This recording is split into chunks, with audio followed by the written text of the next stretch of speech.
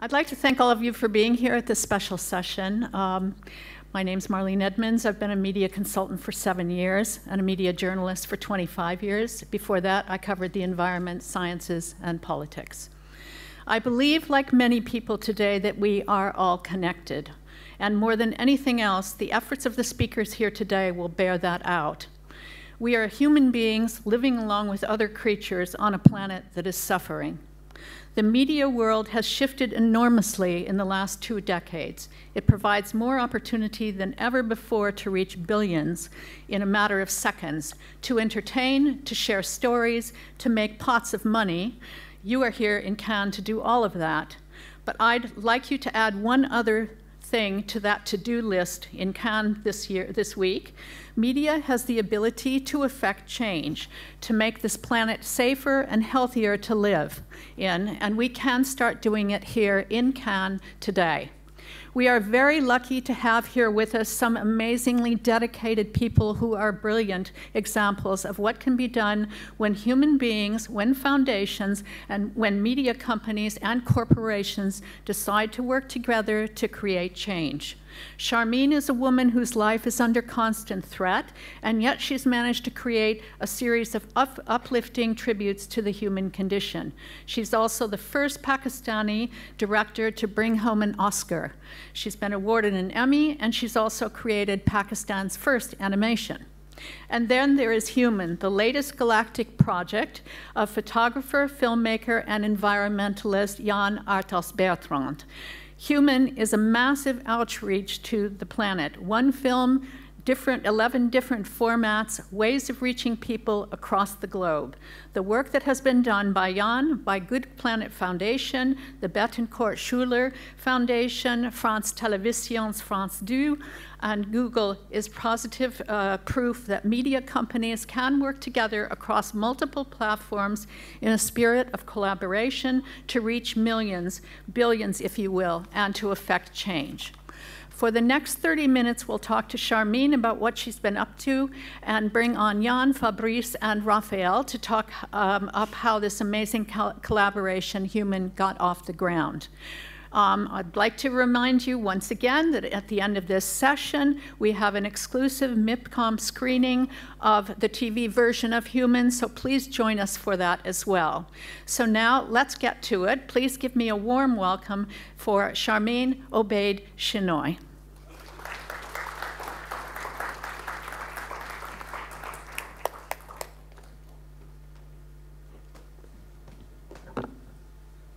So good morning. Good morning. And so I'd like to get right to it. When did all of this begin for you? What got you into filmmaking? I started as a print journalist when I was 14 years old. My mother always said that I was an angry young woman, and she wanted me to channel that anger into something very constructive. And so she recommended that I start writing. And I was writing for Pakistan's English language newspaper at the age of 14. And by the time I was 17 years old, I was going undercover and writing stories that often landed me in trouble. And I think that I always wanted to shake the status quo. I thought that it was important to ask the difficult questions and to start the difficult conversations that people in my part of the world are hesitant to speak about. And filmmaking happened, I think, by default because I was in the US studying, and 9/11 happened. And all of a sudden, so many people were being parachuted into Afghanistan and Pakistan. And I wondered if they really understood the nuances on the ground. And I felt that I was somebody who had straddled 2 worlds. I was studying in the US, but I was born and raised in Pakistan. And I, being a political science and economics major, decided to become a filmmaker. And that's how the journey started. I had never studied film. I just went out there with a camera, and off began the journey. It's a time that one can do that actually right now. We've got so much technology at our hand that it's not easy to do it, but it's possible. So now your life is constantly, you're being constantly harassed for trying to promote your films in certain quarters of the world, and your life seems to consist of having more courage every day than most women face in a lifetime. How do you do it? Well, I think it's important to make a difference in some way. So I like being a thorn in people's sides. I think that one of the greatest things that I've realized is that film can make a difference. It does get people to ask difficult questions, and it does change policy. I made a film in the Philippines about access to contraceptives, where women were having illegal abortions. And the reproductive rights groups were dead against having access to contraceptives. But my film helped lobby and allowed the government in Manila especially to get women to have access to contraceptives provided by the state. In Pakistan, where I've done a number of films, the film that won the Academy Award, Saving Face, once that film was out, the Punjab government, which is the largest government in terms of our provinces, changed their policy and made acid crime a crime that was processed through the terrorism courts, which meant that they had speedier justice, and it was all done because of the momentum that the film had. So film can play a powerful tool in changing perceptions, and I think it's important, especially in my part of the world, to continue to push the envelope. And, you know, we all live in difficult and trying times, and all of us have our own challenges. But I think I'd like to leave a better country for my daughters, and that's why I do what I do. Okay, thank you. And you are Pakistan's first Oscar winner for Saving Face. So were you surprised when you won it? Well, Saving Face was an incredible film to make because it was about acid violence. So you had men who would throw acid, a coercive substance, on women's faces as a way of controlling them. So a woman turns down a marriage proposal, a man gets slighted, decides to throw acid on her face. Property disputes, a woman wants a divorce. And what I wanted to do in that film was show two different sides. So what happens when a woman decides to fight and use the judicial system to create change, and what happens when a woman does not fight. So the challenges that women face in Pakistan. So actually I'd like to play a clip from there. Good idea. For me, this film was particularly important because it showed that when people come together, they can solve issues. This film was about a doctor, a Pakistani doctor, who is in the UK, comes back to Pakistan and helps these women with reconstructive surgery. It's the story of a very brave lawyer that fights the cases for these women and wins in court, and a parliamentarian that hears their testimony, drafts law, and gets it passed through Parliament. So when we were making this film, acid crime was not punishable in Pakistan. There was no law against it. By the time the film was finished, acid crime was a crime that was punishable by life imprisonment and $10,000, which is huge in Pakistan. So for me, that was very important to show not only the problems that exist, but the people who can come together to sort out those problems. It's an incredible story. I mean, I've heard of the acid attacks, but it's an incredible story. Yeah, on a lighter note, if we could say that,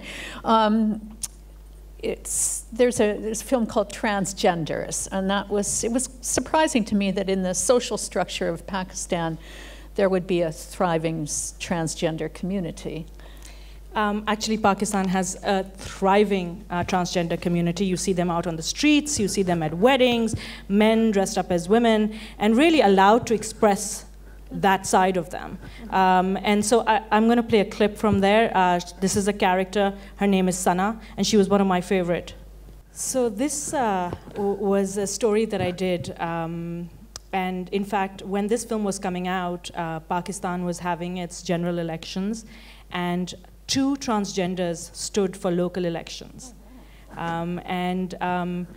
Pakistan recognized transgenders as a third gender. So on our national identity cards, you can have a third gender, which is very progressive if you think about the kind of world that I come from. So yes, it was very important to shed light on the transgender community and share their experiences, and to show that they live in a very vibrant sphere in Pakistan. And so the story was about Sana the dancer and how she earns a living, and Chahat, who is another transgender that I followed. And everywhere that I've shown transgenders the film, it shatters people's stereotypes in so many different ways of Pakistan and the community over there. And I quite enjoy shattering that stereotype. Yes, because of the news media, basically, one has a very specific idea of what it's like to live in Pakistan. And this is a completely different idea. So it's great. So now, the Song of Lahore, which you've actually brought here to MIPCOM. And it's a fascinating study of cross-cultural pollination.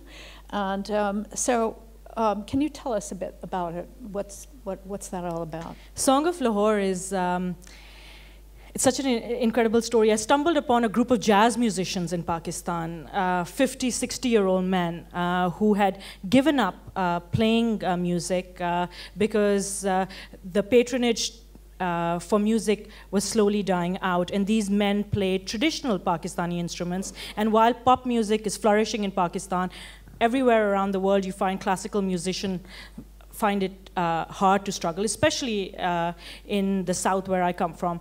And so a very enterprising man got them together, and they produced this iTunes hit. They played Dave Brubeck's Take 5, and it became an iTunes #1 hit. And very soon afterwards, the Jazz at Lincoln Center in New York heard about them, and Wynton Marsalis called them to New York, and they played 2 sold-out concerts. So it is their story from Pakistan to New York, and the struggles that they have to pass their music from their generation to the next generation. I'd like to play a clip for you. The story of the classical musicians is very tragic, because they have, in Pakistan traditionally, it's passed from father to son. And because of a lack of patronage, these instruments are dying with that generation, and they haven't been able to pass it on to the next generation.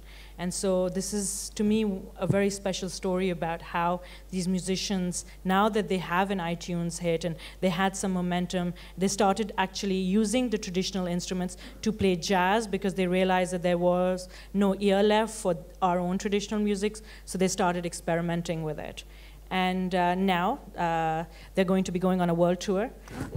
They have an album that, since the film has been coming out, it's opening in theaters in the US November 13. And because of that, we have a number of American artists that we will be announcing very soon, that are going to be collaborating with these musicians. And to me, that's, again, the power of film, because all we did was send this film to a number of very important people in the music world, and they responded. The story is incredible, actually. And how are the musicians reacting to all of this? I think they're shell-shocked because they just can't imagine that. Many of them have don't even know what the internet is. And so it's incredible for them to see their music going across continents. Mm-hmm. And did you have a chance to interview the boy that was playing? I mean, what was his feeling about the music? Unfortunately, it's a very simple fact. They said that music is not going to fill our stomachs. Okay. and so we need to get an education, and we need to do something other than education. Yeah. Okay, great. Well, this Three Braves is Pakistan's first animation and first attempt to create a culture of entertainment for kids, in fact. And what I loved about it was that it empowers children, both boys and girls, and they are the heroes. So can you tell us about this sort of phenomena in Pakistan, really? So I've been a documentary filmmaker for a very long time, and I decided that actually animation was something I wanted to explore. And the reason is that Pakistan is a country that more than 60% of our population is under the age of 25. And we don't have any local heroes. So an entire generation of Pakistanis are growing up who don't have cartoons, who don't have things that they can look up to. And so that's how this film came about. And I started working on it, and I took 3 years to set up an animation studio and get it out there. And when we were releasing it in Pakistan, we weren't sure at the box office what would happen. But we've had a history of releasing Pixar films and Disney films and in Pakistan, but never one of our own. And now this has become the highest grossing animated film that has ever played in Pakistan. And we are taking it out to the world. And I'm particularly proud because so many of our young children are looking at these heroes in this film. There are 3 children, 2 boys and a girl, and they have heightened cognitive powers, and they use those powers to make the town they live in a better place.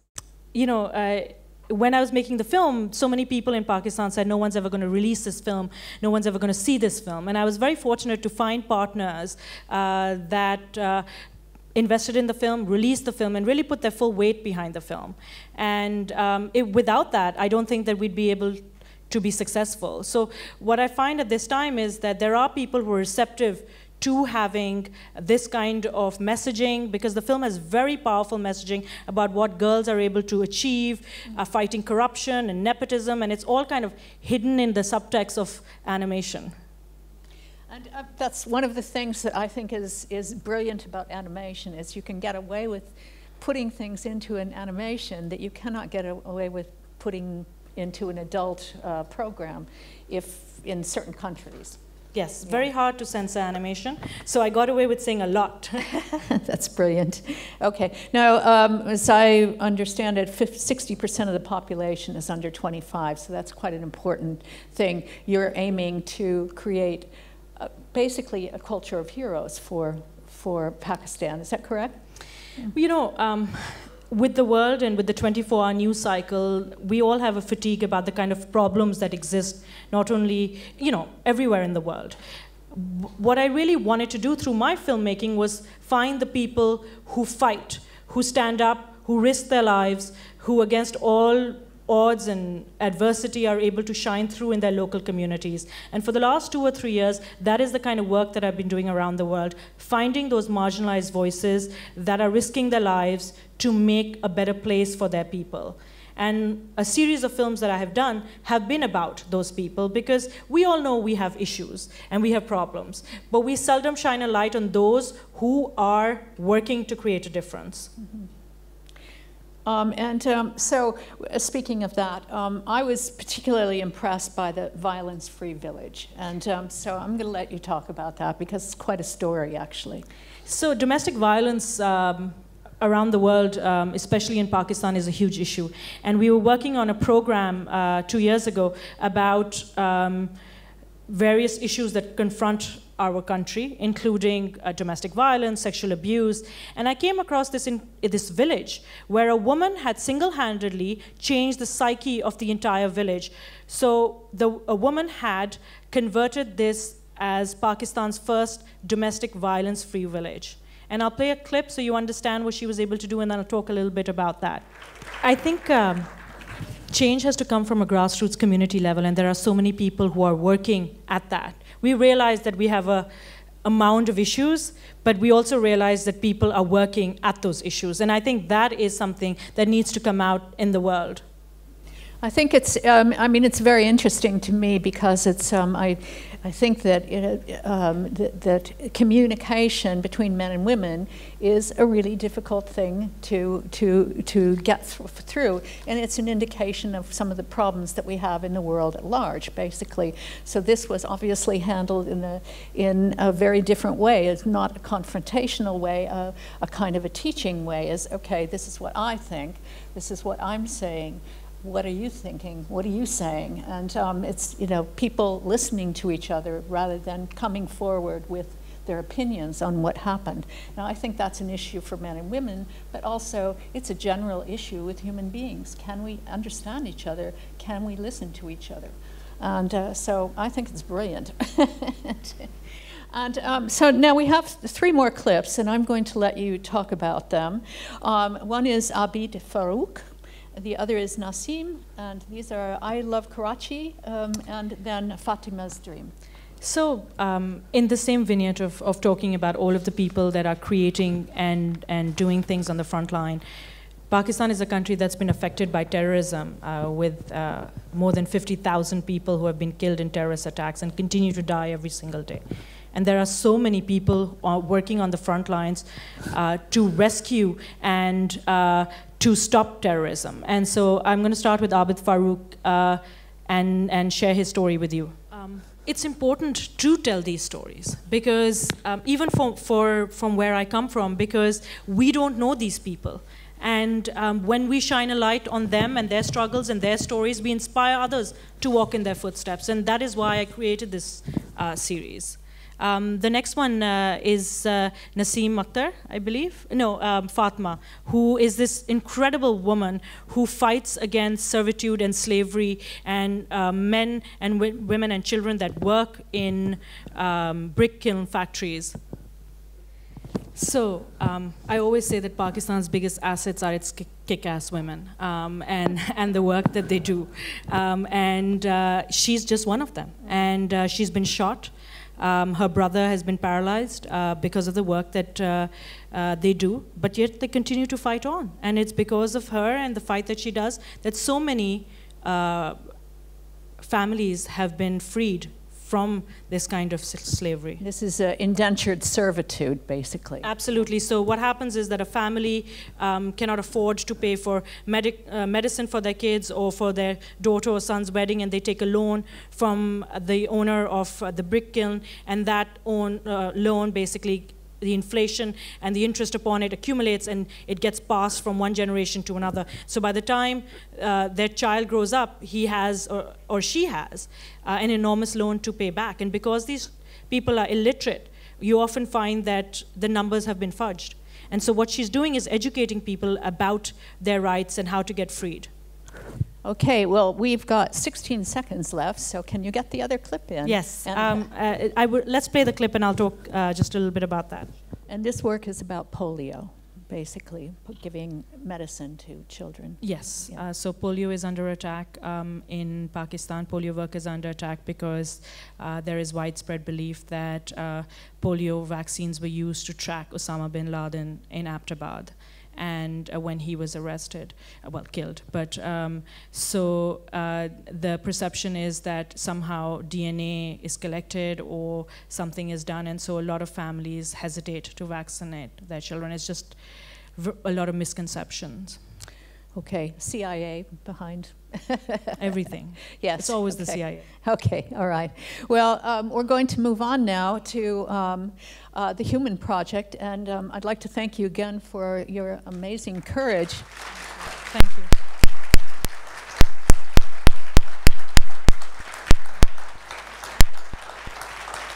And your participation in this session. It's brilliant. Thank you. Thank you.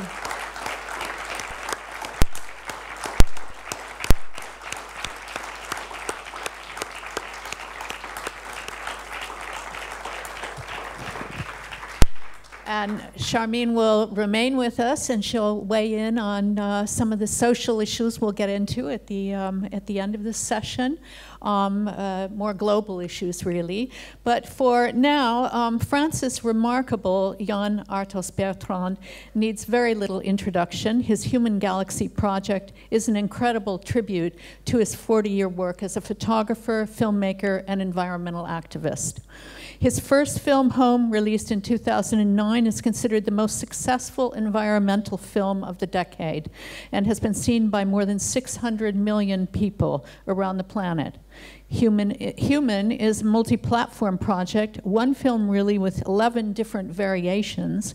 And here to talk to us about how this project came together is Yann, Fabrice F.Puchault, France Télévision's head of documentary unit, France 2, and R.Goumain, deputy country marketing manager for France and head of the Cultural Institute marketing for Google. All of these people work together over many months, years in some case, and many meetings to bring the massive human project together. So please join me in welcoming them.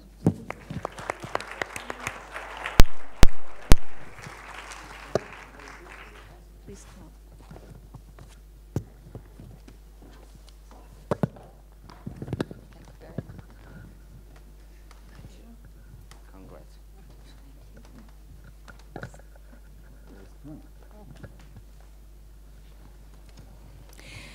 Before we begin the question and answer session, I'd like to begin with a short intro clip from Human. And I'd like to remind everyone once again that at the end of the session, there will be a showing of the television version of Human. Okay, so let's start. Yann, just the first question to you. You started out this project trying to understand what it is to be human today and why it is still so hard for humans to understand one another. Did you get some answers? This movie is more a question, not an answer anyway. And the movie is about me, about you. What is to put our humanity above our fear. And I don't know if you have the answer, but it wasn't. It's full of maladresse. I don't say in English maladresse. I don't know. It's we try. And this, I think, this movie we were working on. We have done 2,000 interviews on the planet, and I think all the team have been changed completely by this work. I think we cannot work on a project like that and you change yourself and hope the spectator will be changed a little bit about more love. And in fact, it's a movie about love. What is to be a human, and we have to choose which way we have to take. Voilà, it's difficult to speak about this movie because it was no scenario. The scenario was written every day with the interview. It's also the movie was made days after days, and I love this movie, I have to say. Voilà. You had 16 journalists working on the project with you, and you did quite a bit of the work yourself as well. What things were you actually involved in? I was involved in looking all because they were going outside, coming back with the interviews. I was selecting, editing with the monteurs, and I've done some interview myself, but the 2000 interview was not made by me, and I was doing all the filming because in fact on the movie is on three parts. It's of the voice of the people, the voice of the earth, and the voice of the music. On the 3 hours and a half for the cinema, we have 1 hour without comment, with only music. So it was really a reflection about the beauty of the planet and the beauty of the world. Voilà. How did you come up with the questions? I mean, how did you decide on which questions? Because it's a question I ask me every day. Okay. What is happiness? What I want to change in my life is my question. Okay. I think the question we need to ask this question every day. What I want to change? I want to be a better person. What is to be a man today? You know, it's a question. Everybody. Yes. Okay. If I believe in God, if I'm afraid of death, you know, something very. This kind of question, I think on se les demande pas assez souvent. We don't ask enough to this question about yourself. So this movie is about that. The universal questions, basically. And so what really amazed me about this project was the amount of interaction, the sheer number of meetings and time input on the project between you and France 2, Google, the foundation, and as I understand it, you work very closely, perhaps on a day-to-day level, with the different partners. Sometimes there were as many as 30 people in a meeting. From my point of view, that's incredible. How did you do it, and over what span of time? It's 2 to 3 years, was it not?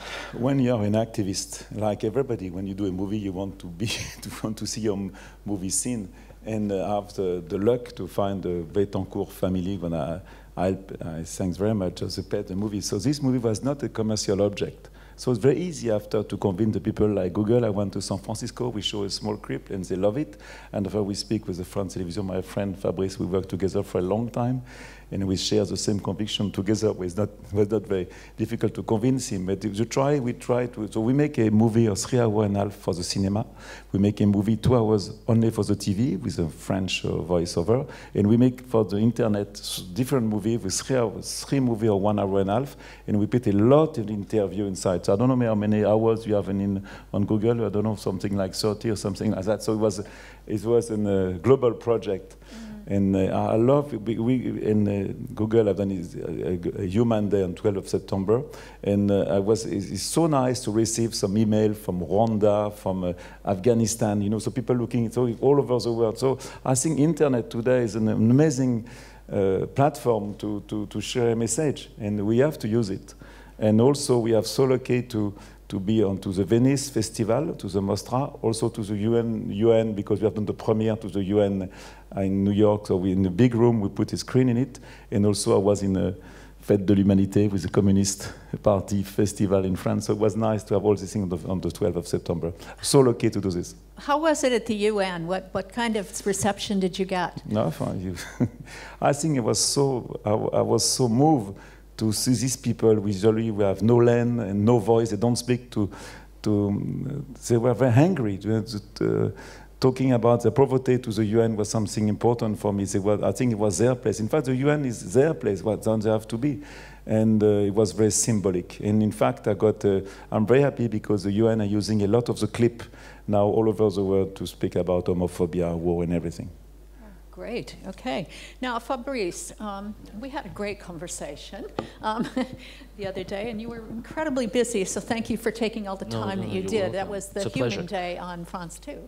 So can you talk, you were massively involved in the project, and so can you talk a little bit about exactly what you did? What we did, in fact, Yann-Arthus-Bertrand, it's an old story between Yann-Arthus-Bertrand and France 2, because in fact I think you almost made your first film for France 2 something like 12 years ago. And so we worked together for 10 years. And so he spoke about this project for something like 5 years. And something like 20 months ago, he called us and asked us to come to a screening with the president of France Télévisions. And he showed us 20 minutes of not the final editing, but 20 minutes of the film. He called that a short clip. It was supposed to be a short clip, 20 minutes. And we were amazed. It was really easy. We were amazed. We really were amazed by the testimonies. Because, of course, the questions are about, big questions about life. But in fact, they answer, the people answer in speaking about their daily life. And should it be poverty? Should their life could be farming or selling shoes or whatever. They are talking about their daily life, their daily involvement, their fears, and so suddenly you're with them. They look at you, and you're engaged. In fact, we were engaged. What we did, we decided to put money on the film to organize a monumental Human Day on the 29th of September, so 2 weeks ago, 1 week ago exactly. We have decided to begin to build, and then Google was the element that helped us a lot to build a real digital environment. At the end, we had 6 France TV, MCN, YouTube channel in 6 different languages: Arabic, Russian, Portuguese, Spanish. So, well, we were a part of the film with Google, with the Bettencourt Foundation, and we do something very different. In fact, usually TV is coming first. Usually TV wants to come first, all theater wants to come first, and then we decide to mix everything. So. First, it was internet, free films. Then it was theaters. Then it was more films on YouTube, 200 shorts. And then it was TV. And now it's back on internet because it's catch up, it's free. You have to understand that the project is visibly, you can see the project everywhere in the world free. And all the 15 films, in fact. At the end, it's 15 films. And so we were part of this nightmare, because the organization was a nightmare. We exchanged email not on a daily basis, on a minutes basis, on a minute basis. But it was fun, because it was totally new. That was it. And it's from my point of view, it's also a model of how corporations and companies can go forward and collaborate. Now, you invested, France 2 or France Télévisions invested a lot of money in this. Yeah, we invest not a lot of money compared to what the foundation Bettencourt should have brought to the film, but for us, yeah, yes. For a documentary, We have invested a lot of money. But we thought at the beginning that there will be a human day. So that we will broadcast a film on prime time, then a making of, then another film, then another making of, then another film. So the broadcast was between 8:30 till 4 o'clock next day. Yeah. So it was, well, it was not a question of money because we invest something big for us, but in fact it was also good TV because that is our goal, to make good TV, and good TV is a TV that also enrich people. And thanks to Yann and his vision, we do that together for 10 years. And you have a remit to make it's your brief basically to it's all brief. What you're supposed to do as a public broadcaster. So TV should be moving, entertaining, but also it's when you watch a public service program, you should be enlightened in a way or another. Yes. You should be enriched. You should be you know. In fact, I don't think we can change the world, but I would love to change the world. So we try all the time. Well, you can put questions out there, and you can inspire ideas, right?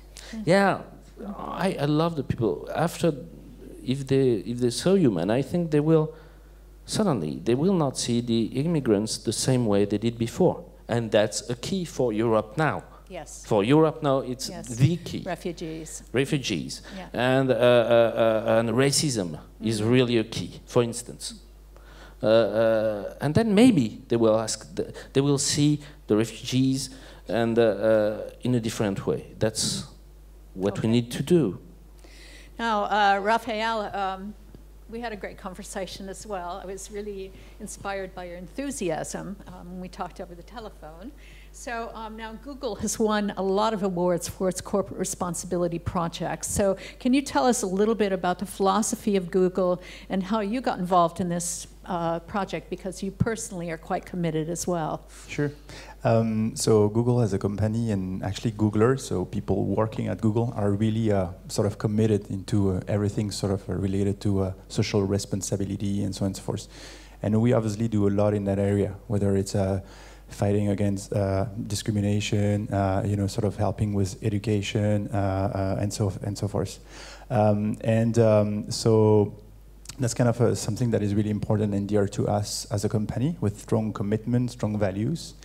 And it happens that we were working with Yann and his team, not for 10 years actually, but we were in touch because we've been collaborating around Home back in 2009 and Earth from Above. So we knew the Yann sort of word and gang. And it happens that I received that email one day saying, hey, you should meet with Yann and his team. They're up to a new project. It sounds like uncomfortably exciting.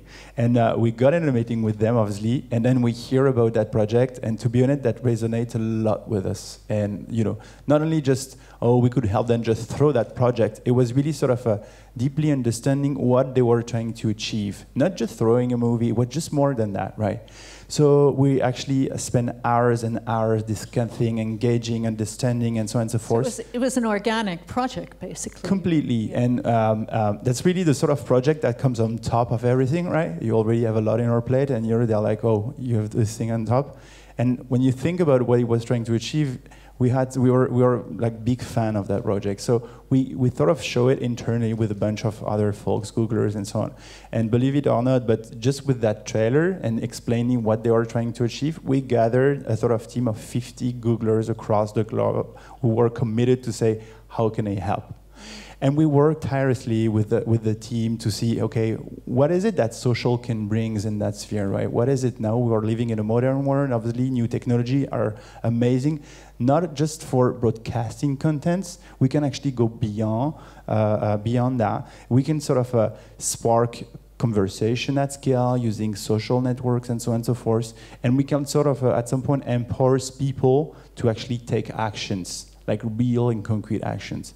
So we gather, work like again with the Yann and his team, with France Télévisions and the team, and we sort of came up with that plan where we say, okay, How can we help? Obviously, we can sort of edit different cuts of the movie, make that available to the world thanks to YouTube, thanks to Google Play, so people, as you were saying, can access all that content for free.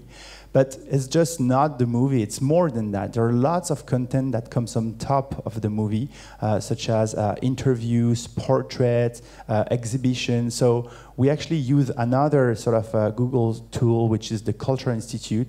And if you go on that website, you can sort of access behind the scene exhibits explaining how all the project came to life, how they sort of created the music, and how they sort of did the filming, and so on and so forth. So you sort of can really sort of go beyond and engage with all this.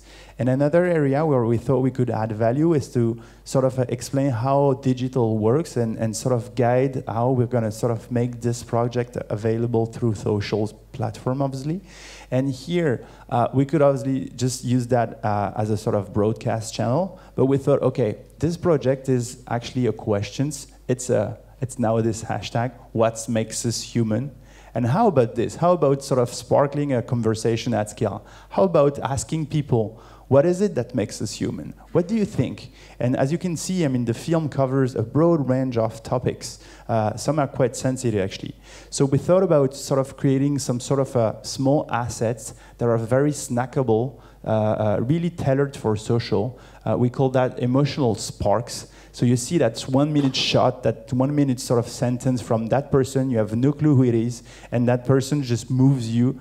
Like, you know, it's just insane. And this is available and spread on social, on Facebook, on Twitter, on Google+, everywhere on YouTube, and so on and so forth. And people are like, wow, this moves me. I want to take action. I want to participate. I want to share. I want to tell that, yeah, I'm into this thing.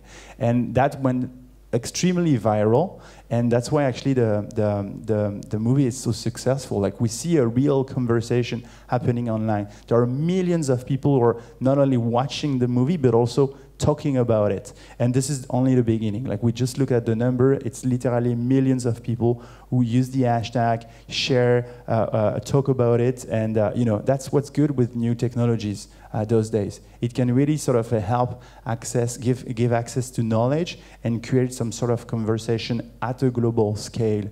And that's, I think I mean, Yann is sort of setting a precedent here. That's something quite unique at that scale. And that's happening now. Well, I mean, when I looked at the whole scale of it, it struck me that this, you know, could be I hate to say the word business model, but it could be a model for how companies can begin to approach these sort of multi-platform projects. And so I think it's brilliant. I'd like to talk a little bit about the distribution, because the aim was basically to have as wide distribution as possible, basically to make it available as free as possible. So, Yann, can you talk a little bit of maybe Fabrice afterwards? When you have a dream like that, and you know when I was so, when you know that what you do is important, I'm completely, I have to be very modest, full of humility, but I'm not, because I think this movie is very strong. When when the people gave us is amazing. So when you want to share this message, you have to invent something. So we tried to invent something with the cinema, and I was very pleased that 500 cinema in France, 500 put the film in September. And it was the first time, and in 1 month, you have the cinema, the TV, and internet together. It was something completely new, because the cause was above us. Yes. Because people understand it was not money to make. It was an aid to trying to change the world. And also, every city in France, when they have no cinema, they can go on the website and we'll send them free a Blu-ray to organize screening. Because this movie, in fact, make the people talk, make the people think about what they do themselves. So it's really something, we try to invent something, because we have the luck. Because with the money, I have no money to make. You know, the cinema business is quite complicated. And when I come here, I can feel how I was in utopia, full of utopia and naive, to try to make a distribution easy, but which we have trying in France. Because France Télévisions is an amazing company within a public service, so they have to do this. And Google, I was amazed by the meeting we have in San Francisco when I show the small clip in San Francisco when I see the 10 people there with the girl Lorraine who is in charge of marketing. They look the movies, they cry, and say, okay, I want to help you. And once they have done with us, it was the first time they do things sometimes. So you know, every day, the 12th of September, people are going to Google, they have a small line.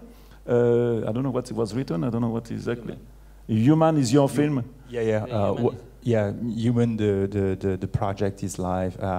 Participate and ask what makes us human. In one day, you have 1 billion people can see it. 1 billion, because you know, I don't know how many million of video on YouTube. I don't know. It's amazing to exist. To exist on YouTube is quite impossible. You know, I think every minute you have 230,000 hours of video looking on téléchargement. So it's amazing. So to exist on YouTube, you have to be an help from Google. So they put the panel. So it was amazing. And it was something with everybody together. It's why I love this. I'm an activist, you know. I'm done. I think I'm close to 70. I want to go to the essential. So I love what you have done. Perhaps I discover this older, but what you've done is amazing. And now I want to do something. I want to be. Je veux tout ce que je veux faire. Je veux que ça soit dans l'essentiel. Voilà. You understand what I mean?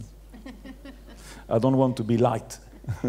Well, and the TV is too much, it's so light so often. I want to be heavy. It's kind of an evolutionary thing. I mean, you're inspired again after from the feedback that you're getting, and I think that's one of the amazing things about Google and just technology in general. Now, Fabrice, can you talk a little bit about, because your company, France Télévisions, handles DVD as well, and the fact is that we have to think in a new way. It's not, we all know that people are watching programs, content, on any devices. Okay, we know that. But we have to think that these devices are not necessarily competitive to each other. That's what we think at the beginning. France Télévisions has an open system in terms of digital. So we work with Google, we work with Dailymotion, we work with all the partners possible. We are quite big, our channels are quite big on Twitter, and so on. But we think that you add audiences.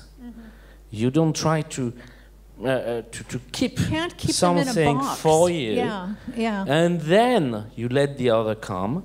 No, you try to work together at the same time, at the same moment, and you work really in a frantic way to understand what will be the best for each media, for each devices, and then you play them all together.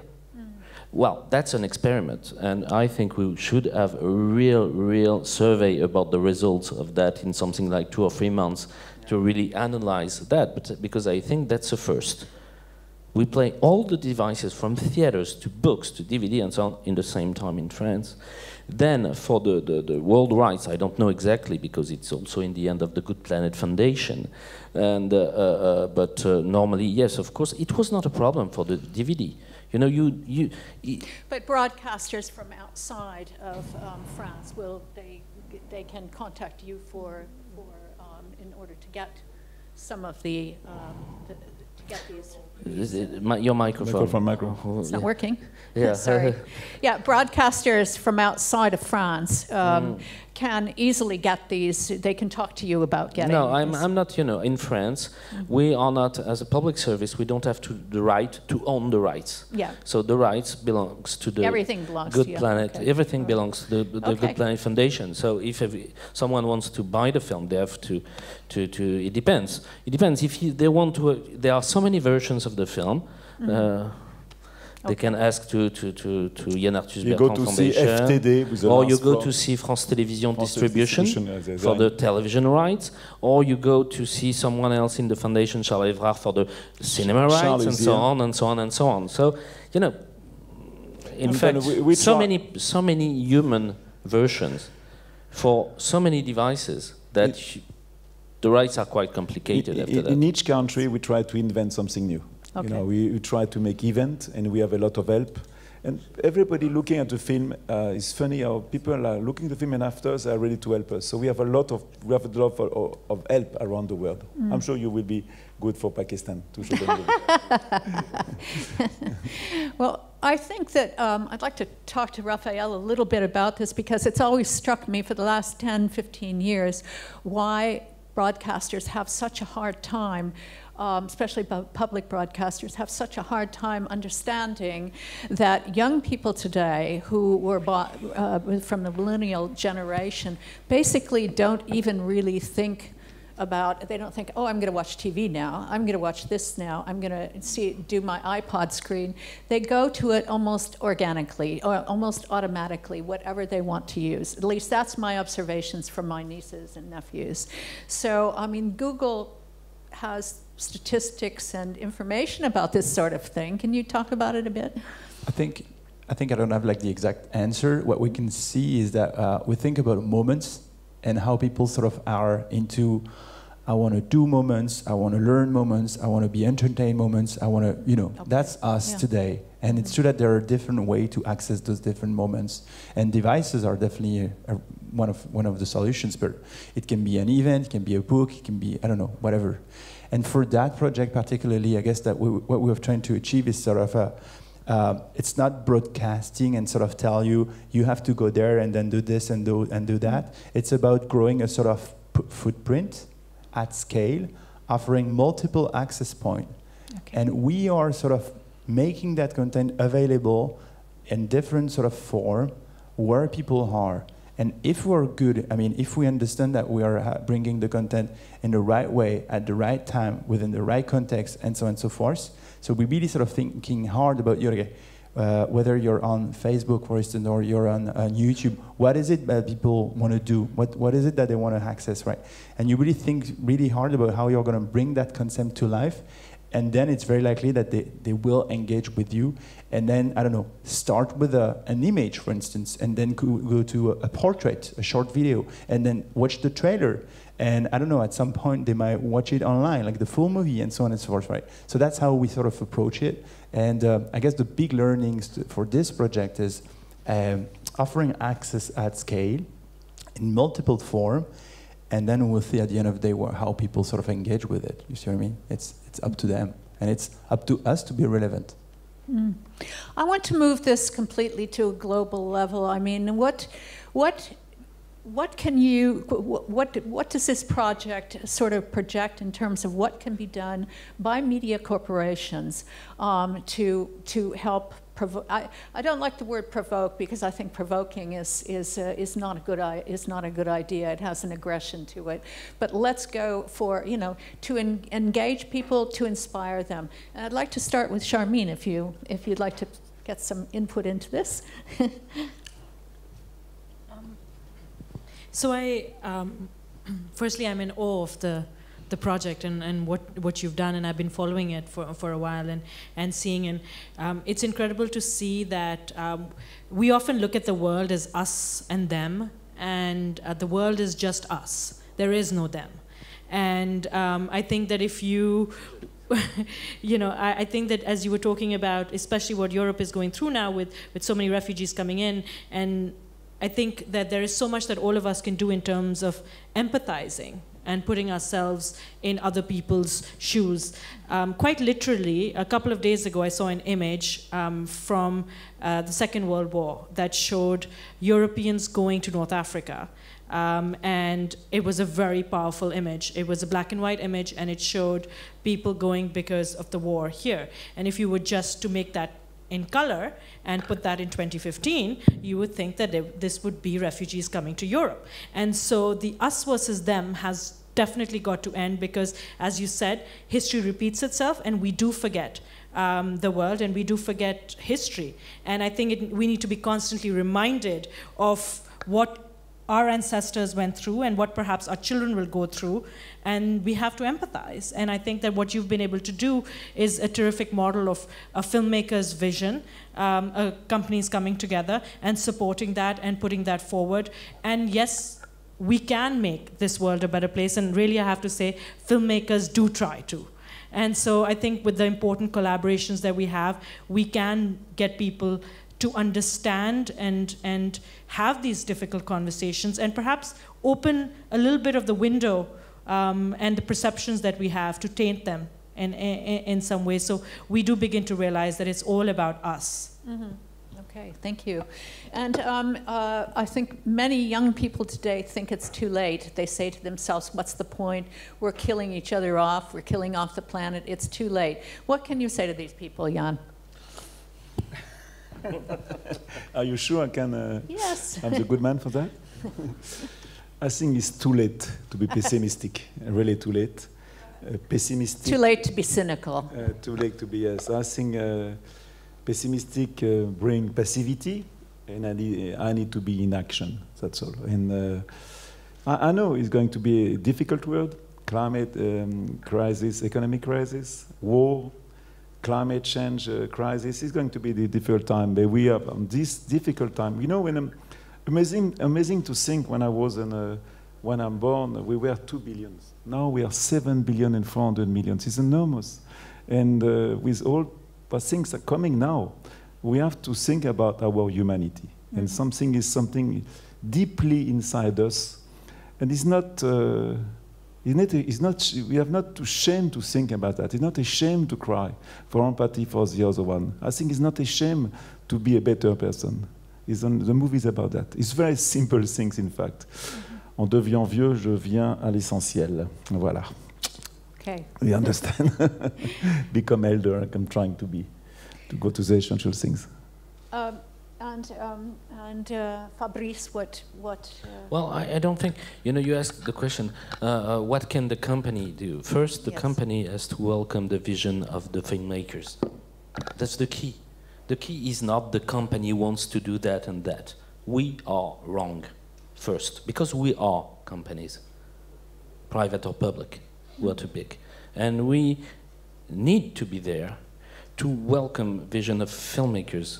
That's all. No, hey, I'm not doing that because we will have an argument in 15 minutes in your next film, and that will be awful on your next film. But welcome the vision of filmmaker. I mean, all of that will not have existed because without a film, you don't decide to do something when you are a broadcaster.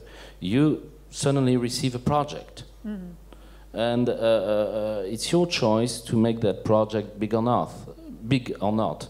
And I think that's the key. And well, to be pessimistic, I don't know and I don't care. I think the best is to say, I say to my daughter, she was very enthusiastic when she saw your film. Usually when she saw the film I am putting on TV, she says, oh my God, it's boring, it's daddy's work, oh my God, it's for my teachers or something like that. And she hates that. But like this one, she loved it. And what she said?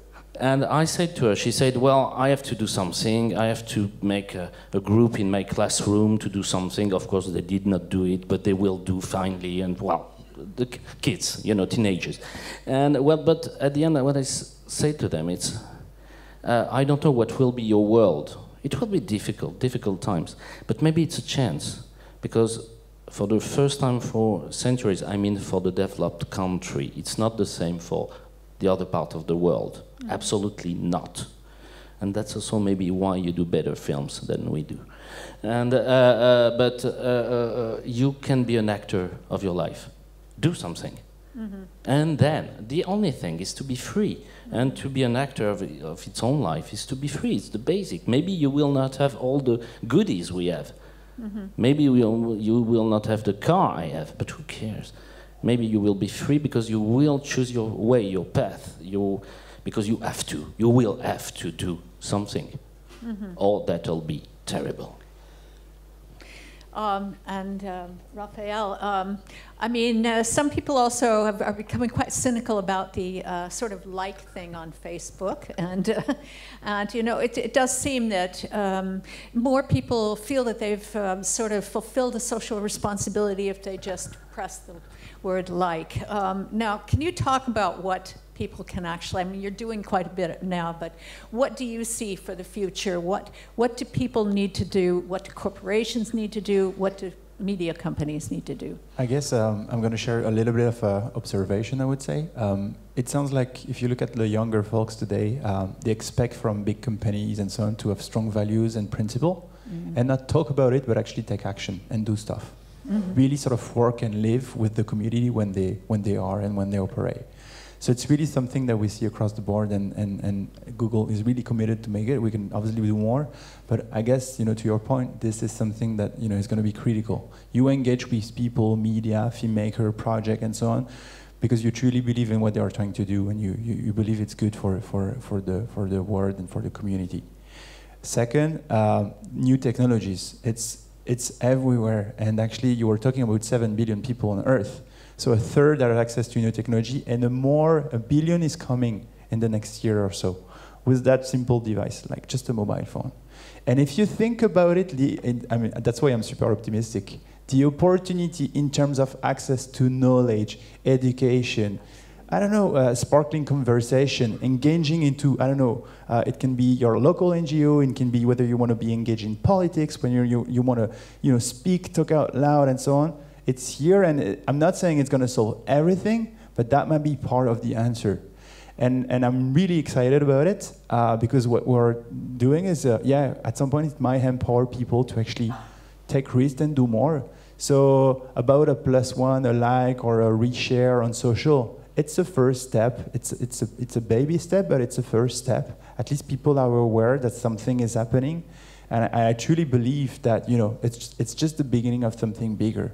And I'm super opportunistic about the new opportunities. And when you look at all the stuff that happens in terms of education, social commitment, micro-banking, there are dozens of examples, right? All the things happening, and new technologies are an amazing opportunity for this, because they are an enablers, they are a facilitator, and that's something Google really believes in and support. Hopefully it's going to get better. The world is tougher, obviously, but that could help at some point. Okay, the educational possibilities of everyone having access to mobile phones or smartphones, it's just incredible. I've talked to people in India, and in Pakistan, everyone has smartphones. Is that something can you? The penetration of smartphones, thanks to China, is incredible. So you can literally buy a smartphone in Pakistan right now for $20. Okay. And so the penetration is very high, and you have mobile technology, and people are starting education through telephones, and what's going to be so much of programming now. So when you see so many of the scandals that happen in Pakistan now, where people watch something, they film it, it's injustice that's happening, gets uploaded, and then it gets shared virally. So that's the power of the phones in a country like Pakistan, where now everybody is wary that if they do something, someone's watching. Okay. All right. Well, do any of you have questions for each other about? This is the time to ask the question that you weren't able to ask before. Raphael. A question for my colleagues? Yes. You mean? Yes. Go ahead. Yann, what's next? I think we have no question. You're going to see the movie, and you're going to be lucky, because the first movie was 12 hours. So we changed from the scene as 3 hours. And so you are going to be here until midnight. We decided to show you the 12 hours movie now. No, I'm joking, but I was in it's nice when you have an ID, and you convince people to work with you on ID. And it was so amazing for me to have the help of France Télévisions for a long time, because TVs are looking for audience and things like that. And I found with the documentary people in France Télévisions something else, with a big heart, and they was looking. It's not true, he rates. He really rates. No, but you know what and the Google, I was amazing, because everybody's afraid of Google in France. You work with Google, is so, this master of the web. People are afraid of you. Many in France. Like you know that. What have you? So what are you going to say to people are not afraid of you? Because people are afraid of Google. You know what? Often you read something about Google bad in France. So what you say about that? This is my question. Oh, okay. So that's a question for me. No, I think it's true that Google, being a sort of a search engine, etc., you tend to believe, is there something working here? And I'm here to prove here they're a real person. I am one of them. And we have emotion, we're human, and we believe in what you've been doing, you see what I mean? And we believe in those values, those principles as a company. We are ready to bouger les montagnes, like really do crazy stuff to do whatever we can to help spread the word and bring that sort of amazing, sort of a unique project to the world. And that's why we are here for. And hopefully we're going to do more of this. Do you have something on the table right now that you're looking at? Well, there are dozens of stuff happening, but this one was a big one. Google is doing a lot of things for NGO. For example, in France, when I went last time to Google, it was a big meeting with so many NGO, and they help them how to promote their actions. So what they do is amazing to help people. I was talking to you about the project in Cambodia, I think. You mentioned something about that, and we have 29 seconds left. Go for it. There are multiple projects, obviously, but this one is about fundraising. So we're just using technology to help sort of humbly help sort of sort hungry sort of problem there. There are tons of issue there. So we just help sort of tell people something really bad is happening in Cambodia, and raising awareness about that cause, and sort of help people engage, participate, give funds if they can. Then Google will do some sort of gift matching. And that's one example. In France, we have multiple challenge. So we have the Google Impact Challenge, which is live here in France at the moment, which means that we encourage NGO who are using technology to tell us about it. A jury is going to vote for the most promising project and give €500,000 to those NGO to help them proceed, right? So there are tons of initiatives like this. We have Google for nonprofits, and the Culture Institute as well is great to help institution, museum, give their content and make it accessible to the world online. So again, there are tons of initiatives. I could go along and along, but I'm a big fan of Google Talks. It's it's invited some very, very actually exclusive people. Some people who don't basically go to these kind of things. And Thich Nhat Hanh, one of my favorite people, went to Google and spoke for about 3 hours.